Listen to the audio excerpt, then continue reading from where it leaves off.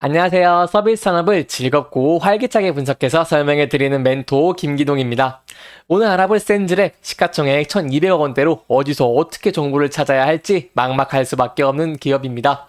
하지만 지금부터는 센즈랩이라는 이 기업, 여러분들이 궁금해하시는 내용부터 해서 그 어떤 내용이든 대한민국에서 가장 깊이 있게 끝까지 지적하도록 할 테니까요. 제가 얼마나 파고드는지 지켜보시면서 진심으로 저와 함께 성장해 나갔으면 좋겠습니다. 오늘은 첫 시간인 만큼 보안시장의 수요가 지속 증가함에 따라 수혜를 받을 수 있는 센즈랩이 어떤 사업을 하고 있는지, 그 산업의 업황과 전망은 어떠할지를 중점적으로 알아보도록 하겠습니다. 센즈랩은 저희 컴퓨터에 들어오는 악성 코드 등 사이버 위협 정보를 인공지능, 빅데이터를 활용한 자체 기술로 분석해서 고객의 위협에 대응할 수 있도록 해주는 사업을 하고 있습니다. 그중 주력 제품인 CTI는 사이버 위협 인텔리전스라고 하는데요. 이는 사이버 위협 정보를 인공지능이나 빅데이터를 활용해서 자동으로 분석을 하고 이를 통해 위협에 대응하고 예측할 수 있는 시스템입니다. 그중 매출 비율 98.6%인 멜웨어컴은 빅데이터 기반의 악성 코드 수집, 분석, 공유 플랫폼입니다. 센즈랩의 차트에 관해서 간단하게 설명해 드리겠습니다. 23년에 정부에서 국가 전략 기술에 5조 원을 투자한다고 해서 보안주 테마가 급등한 적이 있었는데요. 그때 보안주 관련주인 센즈랩도 같이 상승을 했습니다. 8,000원대에서 13,000원대로 60% 이상 증가를 하였는데요. 이 종목이 매출이나 영업이익 등 실적이 증가한 게 아니기 때문에 다시 8,000원대로 쭉 떨어졌습니다. 저희가 이 사례에서 함께 생각해 볼 수 있는 부분은 테마 종목들은 보통 급등을 한 뒤에 다시 원래 가치로 주식 가격이 하락하는 성향을 보이니 이슈 하나하나에 따라오는 주식 가격에 연연해하지 마시고 회사의 실적과 성장성을 중점적으로 보는 게 좋겠다고 생각해 볼 수 있겠습니다. 그럼 저희가 회사의 실적을 확인해 보러 가실까요?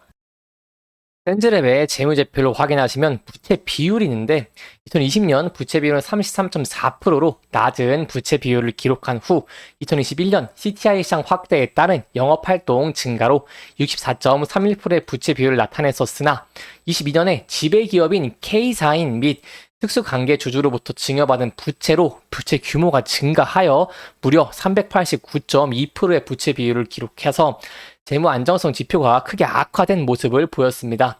하지만 2023년 1분기에는 코스닥 시장 상장으로 인한 신주 발행으로 자본 계정이 증가하면서 11.7%의 부채 비율을 기록하여 양호한 수준으로 회복되었고 현재 부채 비율은 5%대로 긍정적이라고 할 수 있겠습니다.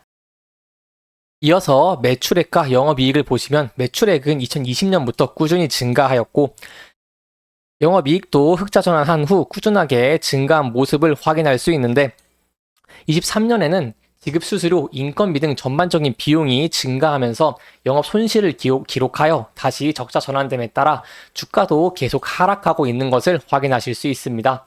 저희가 이 사례로 확인할 수 있는 것은 결국 주가는 실적이라는 것입니다. 업황 및 전망에 대해서 알아보겠습니다. IT 기반으로 세상이 점점 발전하면서 사이버 범죄도 점점 늘어나고 있는 추세입니다. 그래프를 보시면 2019년 대비 23년에는 약 80% 정도 증가한 것으로 전망되는데요. 특히 수많은 고객의 데이터를 보유하는 빅테크 기업들이 사이버 공격에 당해서 고객 정보를 다 털리면 보통 일이 아니잖아요. 그래서 빅테크 기업들은 특히나 사이버 보안을 신경 쓰고 있는데 괜찮은 회사를 인수해서 내재화를 시키고 있습니다. AT&T, 마이크로소프트, 구글과 같은 회사들은 사이버 보안 회사를 인수했는데요. 구글은 작년에 사이버 보안 회사를 인수하면서 한국 돈으로 약 7조 원을 사용했습니다. 그래서 사이버 보안 시장도 그 중요성은 점점 커지고 있다고 볼 수 있겠습니다. 센즈랩의 주력 매출 분야인 CIT 시장은 세계가 연평균 6.5%, 국내 6.2% 성장할 것으로 전망되고 있는데 세계 CTI 시장에서는 30여 개의 CTI 회원사 외에도 다수의 업체가 진출해 있는 것으로 확인되지만 아직은 CTI 시장은 성장 초기의 시장에 해당되어 시장을 독점하고 있는 대표 기업 또는 대표 제품이 존재하지 않고 있어서 300억 개가 넘는 인텔리전스 데이터를 활용할 수 있는 센즈랩의 해외 시장 점유율 확대를 기대해 볼 수 있으며 국내 시장의 경우 시장 수요가 공공기관 및 대기업을 중심으로 형성되어 있어 수요처의 대다수를 차지하는 중소기업의 CTI에 대한 인식 부족 등으로 인해 수요 확장이 더디게 이루어지고 있습니다. 이는 성장 초기 단계이기에 발생하는 일시적인 특징으로 향후 시장 참여 업체들의 수요는 계속해서 증가할 것으로 전망하고 있습니다. 이상으로 센즈랩의 분석을 마치겠습니다. 첫 시간인 만큼 어떤 기업인지 어떤 성장성이 있는지를 중점적으로 알아보았는데요. 다음 시간에는 이러한 성장성이 어떻게 실적을 견인할 수 있을지, 어떠한 기대감이 있을지를 확실하게 파헤쳐 보도록 하겠습니다. 해당 영상뿐만 아니라 대기업에서는 그 누구보다 열정적인 멘토들이 많습니다. 부디 타 종목의 영상도 시청해 주시길 바라며 오늘 영상 마무리하도록 하겠습니다. 끝까지 시청해 주셔서 감사합니다.